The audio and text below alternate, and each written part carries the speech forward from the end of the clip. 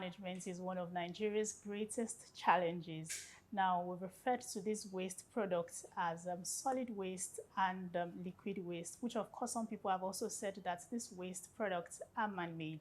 Now, there is a concept of the reuse, reduce, and recycle, but how aware are we of this concept? And that's what we want to talk about today on the Women Series. My name is Ayomide Oguntoye. This is the Women Series where we capture developments and stories that impact women.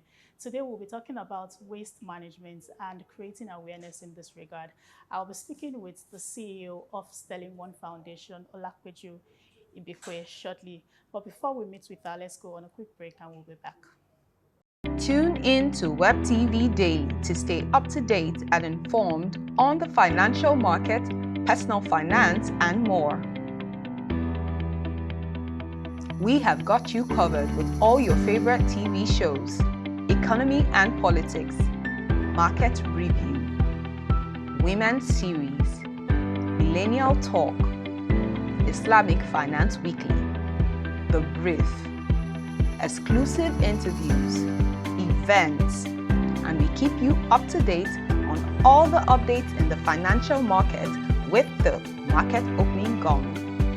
Watch premium content. Watch Web TV. Same news, different perspective. Welcome back. This is still the Women Series, and now we're about to meet with our guest. Hello. Good. Hello. How are you doing? I'm good. Are you sure? Yes. Is it too late to say Happy International Women's Month? No. Of course, it's not. not too late. So this is me saying Happy International Women's Month. Thank you. How Same you to doing? you. Thank you very much. I hope you're not one of those people. I think I've repeated this over the course of the month, saying that because I've heard a lot of people say that we celebrate women too much. Do you think that is a thing? I don't think so. You don't think so, right? I don't. By the way, congratulations on the just concluded World Recycling Day. Thank you. You did you. really amazing well. I Thank saw the you. caliber of people you pulled out at the event. Well, we're grateful for all our excellent partners who are Mm. also passionate about environmental sustainability Yeah. and proper waste management in Lagos State. Yeah, in Lagos State. Let's move from Lagos State and then talk about Nigeria as a whole. Now, the world recently marked the 2022 edition of the Recycling Day, which of course was, I think was tagged Recycling Fraternity, right? And this event obviously is set aside to highlight activities in the circular economy, which is focused on preventing waste and also to encourage the reuse of materials and waste, which can in turn create economic value. Now, I've met with amazing people in this, should I call it an industry? Well, let's use the word industry. And they're doing amazingly well, right?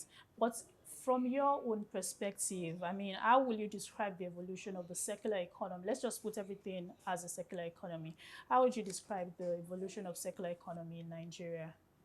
Well, in my opinion, there is no better time than now for there to be an increase in awareness, and not just awareness, action when it comes to creating a circular economy in Nigeria. And Sterling One Foundation has one of its core thematic areas as climate action, which is why it's something we have prioritized and we're really focused on. And we're so glad, like you rightly mentioned, we have quite a number of partners who have joined us in this fight against climate change in Nigeria. Over the years, there didn't seem to be so much awareness concerning the circular economy. But of course, it's obvious to anyone that right now we're almost in the, should I say, midnight hour. Yeah. If we do not act now, we're actually destroying ourselves and our future. So the issue of the climate is a matter of life and death. Sterling One Foundation has prioritized this in our activities, which is why we have this beach adoption project, which we started exactly a year ago, March 2021. And so far, we have succeeded in adopting 4 beaches. And these beaches are Alpha Beach, Eleko Beach, Lafiaji Beach, Iwerekun Beach. And what do we do at these beaches? In the spirit of promoting a circular economy, we build the capacity of the locals. Yeah. the youth and women in these communities, now talking about gender equality, Yeah. we build the capacity of the youth, male and female, in these communities, teach them to recycle. Because what you find more often than not is that the waste ends up back inside the sea, both recyclable and non-recyclable. We teach them how to recycle. We build their capacity. We provide for them equipment. We do regular capacity building, not just one-off, right? And beyond this, we also now remunerate them to ensure sustainability. And what it also does, it provides an alternative source of income generation for them. In some cases, you find people use recyclables for school fees. Yes. We've done that also before, right? And we find people using recyclables for pads for women. Really? Yes. Wow. Right? And recyclables also for health insurance. The point is that we're building the circular economy and we're supporting it, I'll put that way, because you find that what is termed waste can actually be wealth when harnessed properly. And I think that is the base of the circular economy. What you call waste can always be reused. It can be recycled. It can be upcycled. And can be upcycled. Yeah. So you find a situation that the recyclables from these beaches are taken back. So we have recycling partners, recyclers, waste exchange, and a couple of others that take these things back into the mainstream and produce products. Some of those products are these throw pillows. Some are t-shirts, and different things. Some even use this waste for bricks to build roads, right? Yes. So it is. It's not something that just one organization can do. It's not just about Sterling One Foundation, which is why our strategy is Goal 17: partnerships for the SDGs. As opposed to what's it called now? Working in silos. Yeah, working in silos. That Let's is collaborate. That is not sustainable at all. Anyway, there's so much one person can do. But together, we can do so much. We can actually really surprise ourselves. So yes, we have done this and we've succeeded in executing this strategy. And our goal is also to get on more partners, to be able to do more, empower more youth, empower more women, and get more of these recyclables out of the oceans. Because you know the scary statistics that says that there'll be more fish in the ocean by 2050. More plastic in the ocean than fish by 2050. So we don't want to think about the possibility of that, because what it means is that we will not be able to consume fish, which is a major source of protein for human beings, for children, for adults as well. And in some cases, we even learned that some of those microplastics end up going into the human system and being catastrophic, causing ailments such as cancer. There's a part I saw that it actually has, it's cancerous. So the point is that when we do this, we are actually saving our own lives. We're saving our ecosystem, right? Now, we say that, I love the fact that you've embodied this whole thing. I love the fact that you've touched everybody, you've touched the male, you've touched the female. I mean, it concerns everybody, of course, in the ecosystem. Of course. But they say women are the drivers of anything that wants to happen, right? So when you assess the level of participation of women in the circular economy, I'm not saying this with respect to only waste management, but I mean everything that embodies the circular economy. Will you say it is satisfactory, and what areas, if it is not satisfactory, how can we start improving? What can women do to start improving this when we say that we are the drivers of the economy? Well, I don't know who said we are the drivers. Well, I mean, I'm saying it with respect to when things want to happen, we command change. It starts with us, right? Thank you. I like the women power that you spoke with. Okay, but on a more serious note, I agree with you that women prefer to deliver action whenever it has to do with anything that concerns the health of their children. Right. A woman can give her life for the health of her child. Now, bringing it onto the macro level, I've met quite a number of exciting, awesome women in the circular economy space. I wouldn't want to call names now, but we have fantastic projects that are being done by women, both in the private sector, in the third sector, And we also have women in government. Yep. Right. Maybe at the policy level, some more needs to be done where the decisions Are made. are made. Yes, we need more women in those spaces when it comes to decision making, because one decision can really make a lot of things easy when it comes to the work that people are doing in circular economy. And one decision can make it very, very frustrating as well. So it's good for those that are operators and also get into the strategic decision making at policy level that affects the entire nation when it comes to climate action.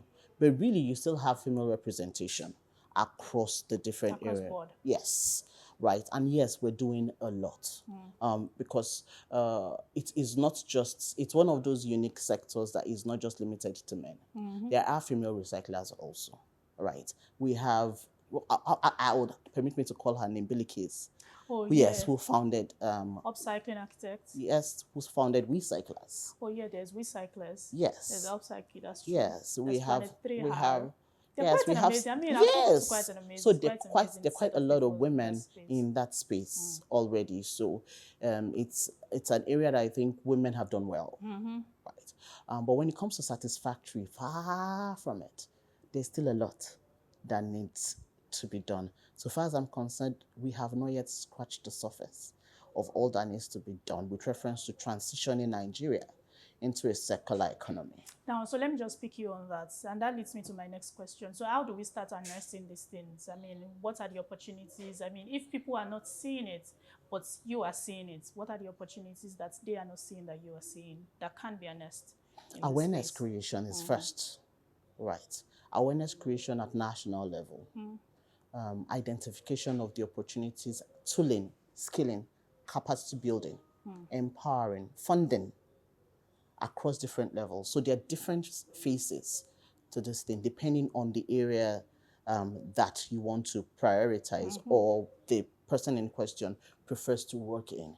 So all these things need to go into the process end to end to ensure that, first of all, a lot of people are aware of the fact that, let's even take it to the kitchen, the fact that you need to sort your waste from the kitchen, the fact that the plastic should not go into everything, shouldn't be going into the same bin. Right. That advocacy, that education, that orientation has to be nationally done. And the media is critical. The fourth estate of the realm is extremely powerful. The power of the media can never, ever be overemphasized. Yep. So we need to get more media organizations. That's why I really commend Brishare. Thank you. You're doing fantastic work. Thank you. Right. So organizations like yours are powerful in driving this change. Right. And then social media also. So we have influencers to also come up and communicate this using their influence. Because like I said earlier, when we're doing this, we're actually saving our own lives. We actually have no option because there's no planet B. We only have one planet. We only have one planet. Before we go to Mars, it will take a while. So the best thing is for us. We only have one planet, Earth. Yeah. Yes. That way. Yes. We have only one planet, Earth. So we have to all get our hands on deck and invest to ensure that we are educated. Take it to the schools. For our children also to be educated. It would have been so wonderful if I was getting this kind of information when I was in primary school. Right? It would have made a lot of difference because... Did I? Thinking back now, I don't think I didn't. If I did. So what we learned was cleanliness is next to godliness. Yeah. Right? But not necessarily recycling, reduce, reuse, recycle. No, true. No. But that has to go into our curriculum at the educational level now for every child to grow with it. They're in their formative years and the habits they take on now train up a child in a way if you go. When they grow up, they won't depart from it. But what you see we're struggling with now is trying to educate people that are already set in their ways and trying to tell them don't throw plastic on the road. And they're still trying to understand why. The water will carry it away. Anyway, the water doesn't carry it away. It goes back and it comes back to you. So a lot of education, awareness creation, and post-awareness creation, sharing of opportunities with those that are interested, sharing the, like what I mentioned, what we're doing at the beachfront, providing the tools. These tools can be knowledge. These tools can actually be equipment, um, single digit funding if it's possible, and in some cases provide them as grants, basically to empower the entire ecosystem to ensure that those that want to go into at different skills. Now there are organizations that really want to go into it big time with that will need interesting budgets. Let them also get private investors because you know it is wealth creation. There's ways to wealth, there's ways to power, There's trash to treasure. there's a lot, right? And the right policies, basically. We also need government to ensure that the right policies are in place, that the returns from these initiatives can really be accessed by the investors. In that kind of a situation, you don't need to really preach the gospel of investing in waste management too much. Once people can see the ROI and they can see the capital come, the returns on the capital come back in, investment, wealth, capital will go to where there is returns naturally. I think what you're trying to say in long and short is that there is money in it. There is money. There is money in it. Because I was speaking to one lady that she upcycles tires and she makes it into beautiful furnitures, amazing furnitures. It looks really, really nice. I mean, when you want to talk about aesthetics to beautification and all of those things, I give it to her. Like, it's really, really beautiful. And when you hear the amount she sells one of these things, I mean, how much do they sell used tires? How much do they sell used tires and how much is she using? I mean, after production and everything, how much is she gaining from one tire? It's quite a lot. So when we talk about skills and all of those things, this should also be incorporated into skill acquisitions to also help people make money and be self-employed. I know organizations that are already doing that. Yeah. Quite a number of private sector organizations are already investing in that. But like I rightly mentioned, there's still a lot of work to be done. Right. Now, speaking of work to be done, Sterling One is doing amazing. I mean, we just off camera, we spoke about the things that you are doing. I mean, let's take that out of Sterling One alone because I know you talked about it. Let's talk about Sterling One here and how other organizations like Sterling One can also do to help create awareness in this regard. So we are actually we're actually reviewing our program area and we want to invest a lot in advocacy from 2022. So what we tried to do first and foremost was act and get the results and have the success stories, which is what you just attested to. But right now, we now want to spread the gospel with reference to awareness creation. And we're actually looking to partner with a lot more media organizations, like I rightly mentioned earlier. And these are not just media organizations in Lagos, across the country. Interestingly, during the Global Recycling Day event, we actually had our partner, Sterling Bank was our partner, and Sterling Bank actually executed that event across 20 states in Nigeria. 21. I had 21. 21, including Lagos. Yeah, Lagos okay, now so made it 21. Yeah. Yes, across 20 states in Nigeria. And in these 20 states, they also have partnerships with the Ministries of Environment in this state. We want to take it beyond the Ministry of Environment to now the media organizations in the state. So it is not enough for us to come out once and do the cleaning. Everybody should get the message. Yep. Everybody should start the process of recycling in their own homes. Let's start with the homes. Let's start with the homes. Even if you're not recycling the waste, sort it appropriately, such that we don't have what can be recycled going into the dung. You understand what I'm saying? So that is something that is one of our priorities this year. So we want to create that awareness across the country, of course, working with media organizations and partners across the country. And then we go on to working with organizations that can now invest properly in capacity building, not just in Lagos. We know we're doing ours in Lagos currently. State-based. Yes, but now we want to scale up. Okay. Because we know poor management is not a problem of Lagos State. Yes, Lagos is the center of attraction, the most populous state in Nigeria with over 20 million people. Yes, it is understandable. But there are people in other states also, and waste is being generated in this state. So we're looking to scale up across the country to ensure that it is not just Lagos you come to and say, oh, Lagos, they are trying. Every state is also trying. They just need the right information, the right resources, the right partnerships, and I'm sure the governments are ready. Governments are ready. The governments are ready. Yes, they are ready. Yes. So you find that what the government does is create the enabling environment. It's our role to act. It's our responsibility. Yes, it's our responsibility to act. They won't stop you from acting, but they'll provide the enablement. So once the government is not stopping you from acting, they've created the enabling environment for you to go ahead and act. Yeah, right. I hope we have done our part by creating awareness, and the awareness does not stop here. It continues. So we don't make it like a one-time thing in a year. We make it like a constant thing, so that we're reminding everybody. No, you're fantastic. I already told you that. Yes. So we're reminding everybody that this is what we need to do. It's a collective responsibility. Thank you very much for sitting with me. It was great speaking with you. Oh, welcome. Thank you very much. And on that note, we're in today's episode of the Women's Series. I hope you have learned one thing or the other. I mean, our message to you is be aware that you can reuse, you can reduce, and you can upcycle, whatever it is you have as you've termed waste. All these things can be turned into value. Thank you for sitting with me today. It was great engaging you, the audience. Thank you very much. If you've got questions or comments, kindly reach out to me at ayomide.oguntoye@appreciating.com. Follow our social media platforms showing on the screen. And if you'd like to read more on our personal finance and news stories, or even watch our videos, log on to www.appreciating.com/webtv. And until next time, thank you for watching.